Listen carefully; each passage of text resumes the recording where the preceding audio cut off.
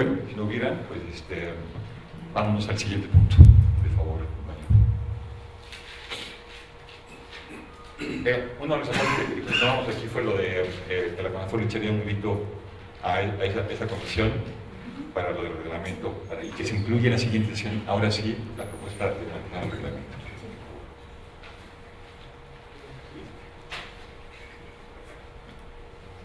Muy bien, el siguiente punto del orden del día, como habíamos quedado, es la revisión de consulta de la NARED.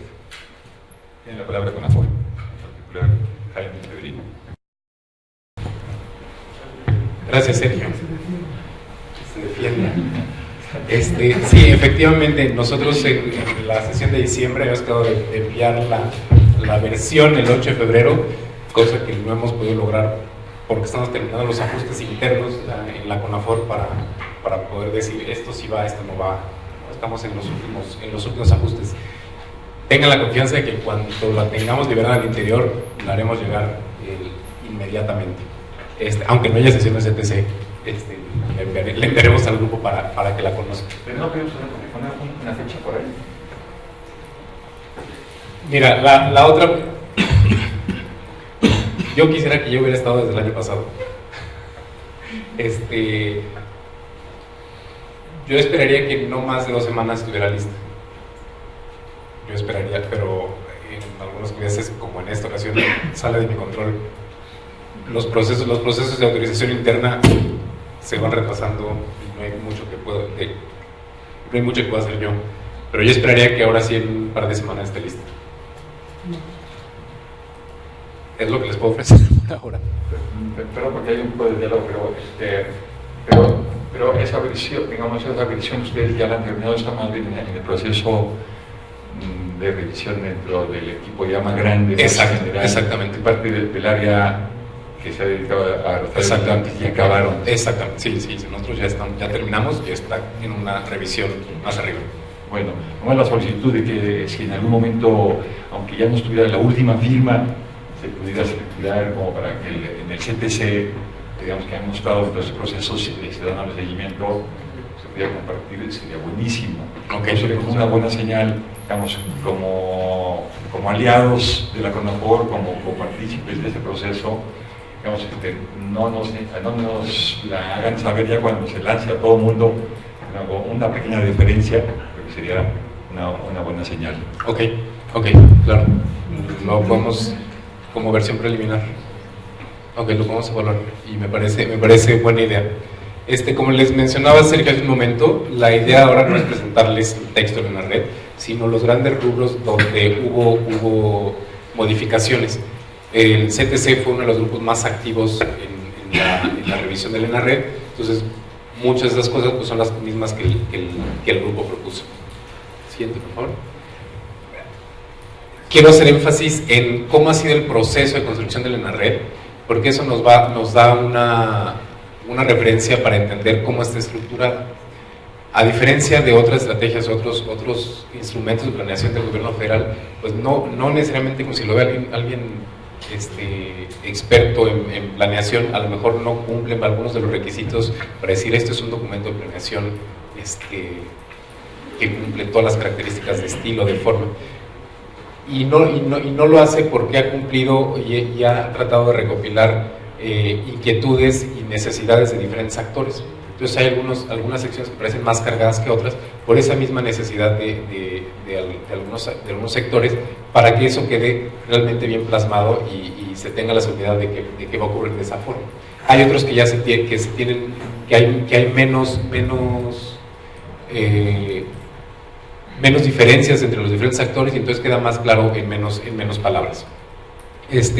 Y bueno, ustedes han estado al tanto de la historia de la formulación de la ENARED.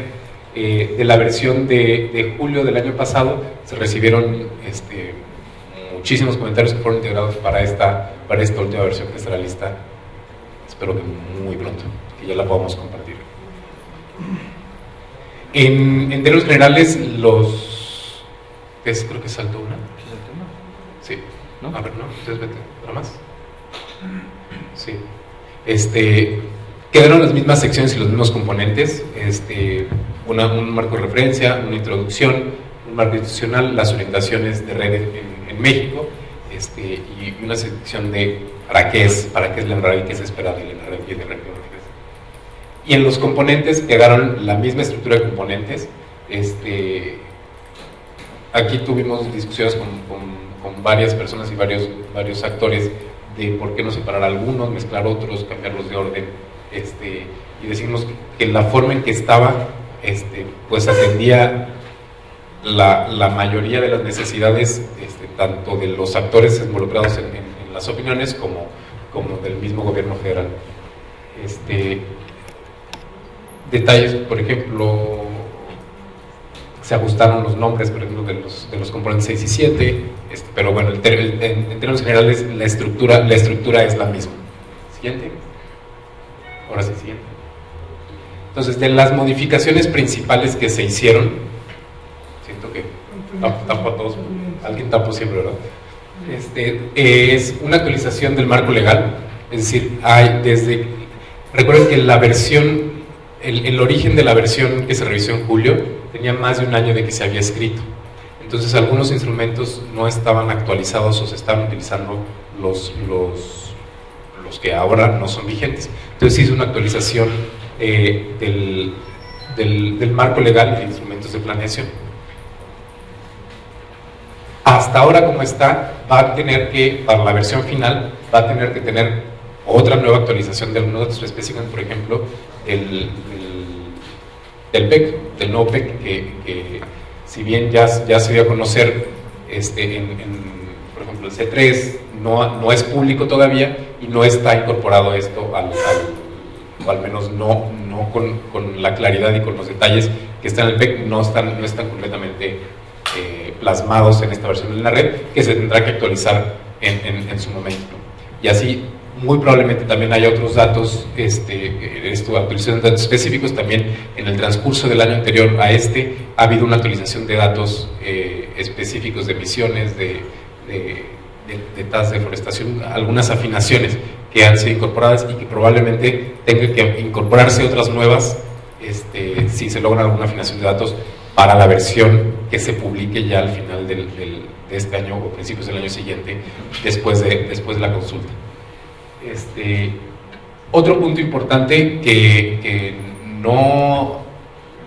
aparentemente no había quedado claro en diversos actores es la superficie donde actuaría red, es decir, qué superficies son susceptibles de poder decir, bueno, yo tuve una reducción de emisiones por procesos de degradación o un manejo sostenible de los bosques, y queda ya explícito y establecido en un mapa cuáles son las superficies que son susceptibles de red, que son bosques y selvas básicamente, ¿no? De todas las categorías que tiene la Carta de Uso del Suelo y Vegetación, las que corresponden a bosques y selvas son las que estarían integradas en red.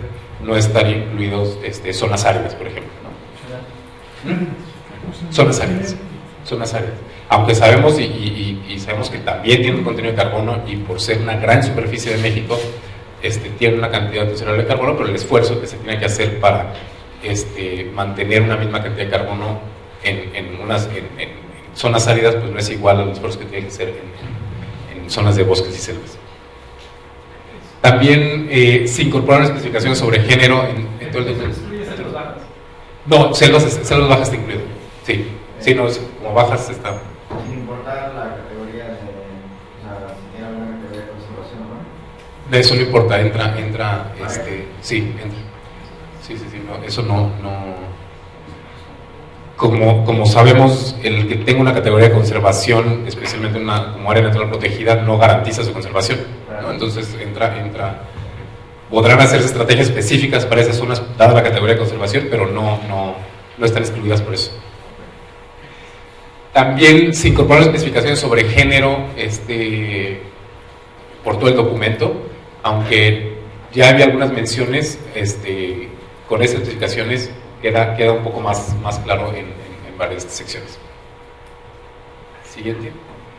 También hay una mayor definición sobre la propiedad del carbono, fruto de las pláticas que hemos tenido con diferentes actores.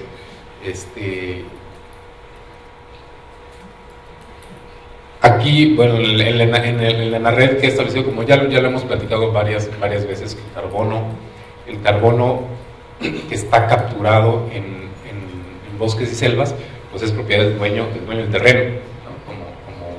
Como se ha venido hablando y como está establecido ahora en la ley y estaba establecido en el ENARRED. Y que la siguiente aclaración es que los beneficios provenientes de la reducción de emisiones tendrán que ser para los dueños y poseedores de los terrenos forestales en una región, sin necesariamente tener que ser individualizados. Esa es la aclaración en este punto. También uno de los mayores, donde más hizo un esfuerzo en la actualización del ENARRED, se definieron con mayor claridad muchas, podría decir que un 70% de las líneas de acción que estaban en la red se aclararon, se cambiaron palabras o verbos para especificar más o para aclarar más a qué se refería la línea de acción. Ahí es donde más se recibieron comentarios para decir, bueno, y esto, para que cualquier lector pudiera decir, esto se refiere a tal cosa, que en muchos casos no era completamente claro en las versiones anteriores. Se incorporaron las aportaciones del grupo de trabajo de salvaguardas del CTC, que hicieron una revisión exhaustiva del componente de salvaguardas y de las menciones de salvaguardas en todo el documento. Entonces, todas las recomendaciones que surgieron del grupo del CTC fueron incorporadas. Y eso derivó en ajustes mayores o mayores que en otras secciones para el componente de salvaguardas y de comunicación, participación social y transparencia. Entonces, y creo que ya puedes pasar. Sí. Estos son los cambios principales que van a ver en el ENARRED. Repito, la estructura general es la misma, el sentido no cambia, obviamente, no se ha cambiado la estrategia general, pero sí van a encontrar muchas más afinaciones. Y me gustaría que se tomara esta versión. Seguramente se pueden encontrar todavía muchos puntos donde se puede mejorar. Pero recuerden que esto va a entrar todavía a un proceso de consulta donde podrá afinarse más. Y aún después, pues ahora seguimos viendo los instrumentos de planeación de cualquier sector y seguimos encontrando cosas, ¿no? Entonces, me gustaría que lo viéramos con esos ojos, que es un documento todavía que va a entrar en un proceso de consulta y que podría tener algunos ajustes y aclaraciones en etapas posteriores. ¿Comentarios y preguntas? Antes de darles la palabra, déjame decirles que la Estrategia Nacional de Cambio Climático, cuando fue puesta a consulta pública, era una versión bastante diferente de cómo finalmente quedó. Así que creo que hay la oportunidad de que en este proceso se hubiera cosas que preocuparan, tanto como CTC, como público en general, como participantes de la consulta pública. Creo que sí va a haber oportunidad de hacer cambios, tomando como referencia ese proceso de la Estrategia Nacional de Cambio Climático. Me gustaría mucho que si hubiera alguna observación, una petición de alguna precisión de algún punto en especial que preocupe, lo podemos plantear y sacarlo aquí con Jaime. Así que, tienen la palabra. Allá, Luis, del Fondo Mexicano para la Conservación. Hola, buenos días a todos.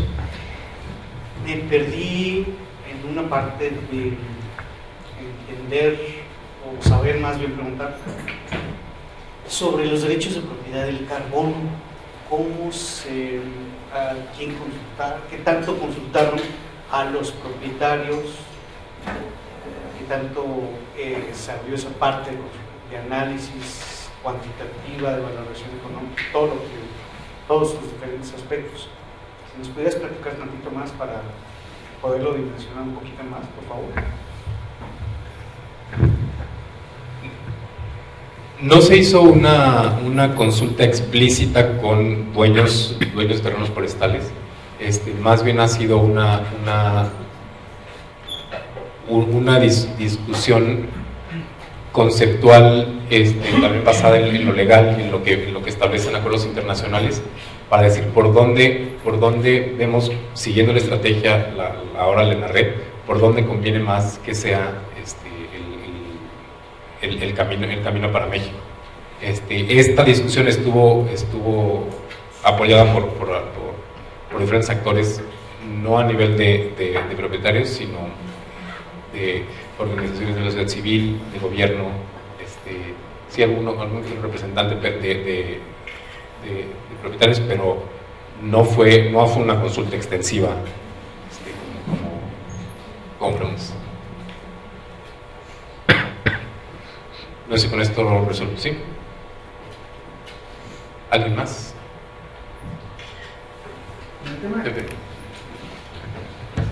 Perdón, buenos días.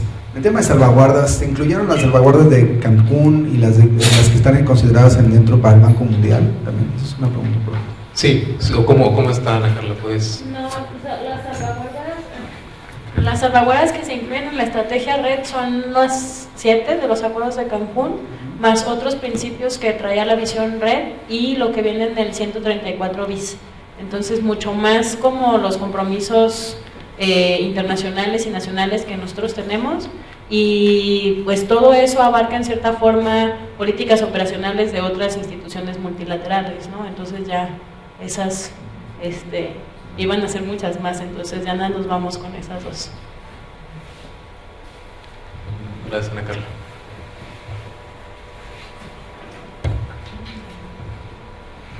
Solo, Jaime, si nos podías como que ampliar el tema de esta nueva incorporación de mayor definición sobre la propiedad del carbono. Queda claro que el carbono capturado en los bosques o en los territorios de las comunidades y ejidos o de los dueños de esos territorios es propiedad de ellos. Pero también es correcto mi apreciación de que el carbono o los resultados que impliquen una estrategia de reducción de emisiones, ese carbono que se alcanza a capturar, ¿sigue siendo de estos dueños de los bosques o de la institución que va a implementar estos mecanismos? Sí, el carbono que se captura y que está en los ecosistemas forestales, pues es del dueño de ese terreno.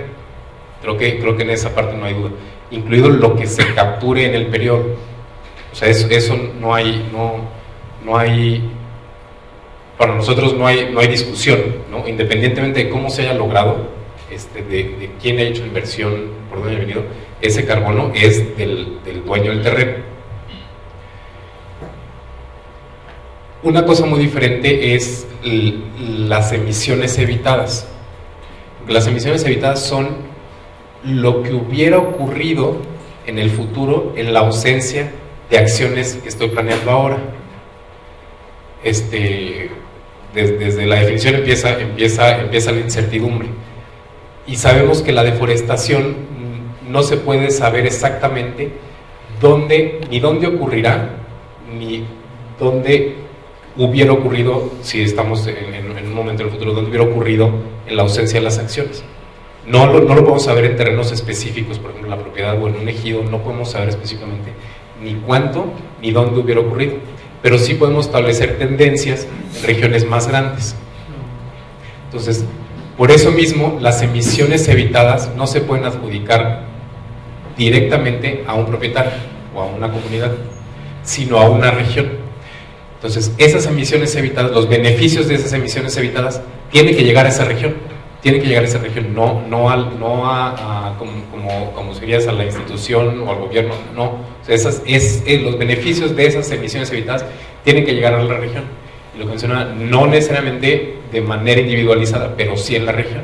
Y la misma región tendrá que definir cómo le hace para que esos beneficios lleguen realmente a los dueños, ¿no? Son los que al final pudieron estar haciendo algunas acciones para evitar esas emisiones. ¿Queda más claro por ahí? ¿Sí? Perdón, porque el carbono que está en los bosques, pues es del dueño, y por eso no hay duda. Pero el que es, quién sabe que se hubiera evitado y quién sabe dónde, ahí entra la complicación. Sí, gracias. Ricardo Hernández de Chiapas. En la misma línea de definición de la propiedad también está la definición de los beneficios. ¿Nos pudieras ahondar un poquito más en cómo se está visualizando una posible plataforma financiera para la distribución de los beneficios hacia los poseedores de los recursos, pero también hacia la región? ¿Y cómo lo incorporamos esto a nivel de los estados? Gracias, es una excelente pregunta que estamos estableciendo o todavía pensando, discutiendo, incluido con los estados, cómo se le va a hacer. Tenemos que tener claro primero que existe el dinero para red, si lo decimos genérico, el dinero para red es de muchas fuentes, ¿no? Así en general. Entonces México ya está invirtiendo cierto dinero para el concepto de red que tiene, que es la alineación de políticas, la alineación de los sectores y cierta inversión en el territorio. Que eso es para lograr que haya una reducción de emisiones, una coordinación de políticas y una reducción de emisiones. Eso es dinero que el gobierno y otros, el gobierno federal, estatal, incluso algunas organizaciones civiles, están invirtiendo para reducir las emisiones. Eso es una parte. Y otra parte es el dinero que se puede recibir al demostrar que se tienen resultados, bajo algún acuerdo que se tenga, por ejemplo, dentro de la convención. Entonces es importante poder diferenciar de este dinero. En términos generales, el dinero que está invirtiendo el gobierno, los gobiernos y organizaciones civiles, pues lo establece según los mecanismos que históricamente lo han tenido o los que se diseñan específicamente para el caso. En el caso específico de los beneficios que puedan llegar o el dinero que pueda llegar por el pago por resultados, entonces está muy de la mano con lo que mencionaba hace rato. Tendría que entrar, si es un compromiso del país, tendría que entrar a un fondo del país que tendría que estar blindado para que no se diluya en el gasto corriente y que pueda ser transferido a las regiones donde se están logrando esa reducción de emisiones, para que entonces la región pueda definir cómo lo distribuye y cómo hace la correcta distribución de beneficios, porque no va a ser igual la forma en que se pueda utilizar el dinero en Chiapas que en Jalisco, por las condiciones de gobierno, de comunidades, etc. Esa es la idea general, que puede entrar de una forma a un fondo blindado para que todo pueda pasar a un fondo o estatal o regional o de un nivel intermedio, para que ahí se decida cómo se va a utilizar para seguir potenciando las actividades de red. Queda más o menos claro. Creo que hasta ahí vamos con la pensada. No sé, Ana Carlos, ¿quieres poner un poco más? Sí, Jaime, pensando en las emisiones evitadas, entendemos bien por dónde se está deslucidando y cuál es la problemática en específico. Creo que es muy importante, como tú lo mencionas, entonces darle las atribuciones necesarias y las definiciones necesarias a las regiones para que ellas, en primera instancia, respeten la propiedad social, porque muchos de los procesos de emisiones evitadas que se han estado dando hasta este momento sí tienen que ver con muchas acciones y costos de transacción de muchas comunidades en muchas regiones, ¿no? No es una indefinición, y cito claramente la Usachi, la Corenchi, el Sicobi, pueblos mancomunados en Oaxaca, que llevan más de 20 años, en el caso de unos, otros casi 30 años, trabajando el tema y definiendo acciones territoriales, gestión territorial, para mantener el buen manejo y el estado de los bosques como están ahora. No reconocerles ese trabajo sería tanto como decir, pues quién sabe quién lo hizo. Y creo que ahí hay una claridad muy específica de qué es lo que se ha hecho, cómo se ha hecho y quién ha asumido esos costos de transacción. Completamente de acuerdo. Y creo que la falta de detalles en la respuesta de Ricardo tiene mucho que ver con eso, en que no se puede crear estructuras completamente iguales en todos lados, sino que tienen que ser creadas específicamente para cumplir con esos requerimientos, con esas necesidades. Y estoy completamente de acuerdo contigo en que hay que establecer claramente cómo se van a abordar esos detalles en cada región. Es algo que lo tenemos en la cabeza y en su momento pediremos retroalimentación y le tocará a los estados realmente crear esas estructuras, ¿no? Pero que tendrá que quedar eso eso tendrá que quedar definido claramente, definitivamente.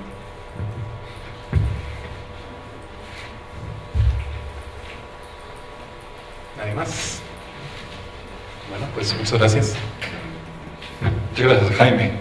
Yo más quisiera hacer un comentario antes de pasar al siguiente punto, que ahora que ya vamos a tener estrategia nacional red, resulta muy importante avanzar a las estrategias estatales red, debido a que esta estrategia es muy general, no se va al detalle, no afina. Así que, por ejemplo, en el tema de causas de deforestación, se dice, bueno, pues las causas de deforestación son tales, de manera muy general. Hace falta que en el estado de Oaxaca se diga, bueno, la deforestación en Oaxaca, en la Mixteca se debe a tales factores, estos son los causantes, con un mapa muy bien definido, donde quede claro dónde están los procesos de deforestación.